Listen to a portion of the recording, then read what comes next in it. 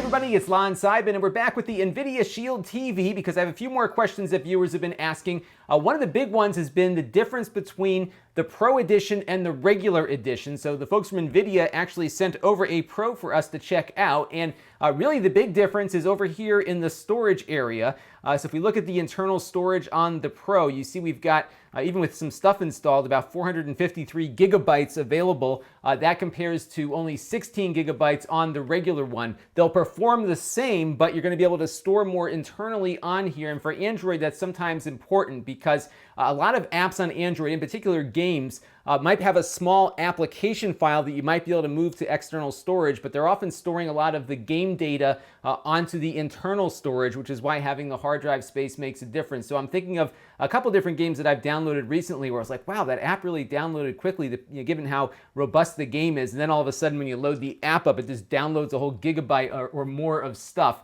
So that's where having the extra hard drive space might be useful, especially if you're playing a lot of the flagship native Android games or doing some media serving or something like that. Having the storage built in might be helpful. There are, of course, methods of putting external storage on the device. So in the back here, of course, we've got the micro SD card slot along with two USB 3.0 slots so you can put in other storage. But Android tends to be a little finicky about storage other than its internal data store. We might see some changes with an update that's coming down the line from Android, from Google shortly, that might give you some more flexibility. And I've covered that in my review of the Nexus player that is running the same operating system as the Shield TV is here. But I think if you really want things to work right and you really will be loading in a lot of native Android games, it's probably best to get the Pro Edition, which costs about $100 more than the regular one. And one thing that I haven't covered in my initial set of reviews has been the overall benchmarking performance. So I'm running one of the 3D Mark benchmarks here. This is, I think this one's called Slingshot, which is a little bit more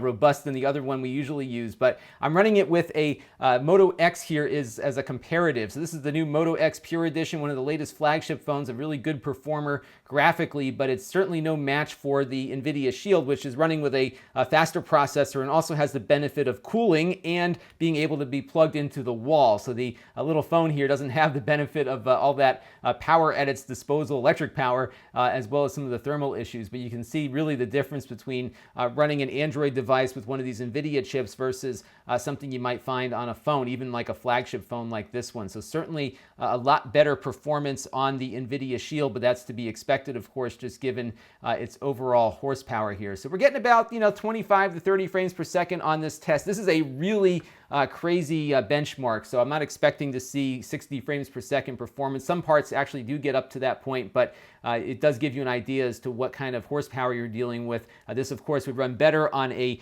gaming PC, but that's not what you're going to spend $150 or $200 for when you're out shopping. And on the 3D Mark benchmark, running with the Ice Storm test, which is what I run across all of my Android devices that I play with here in the studio, we get the highest score we've seen, 44,768.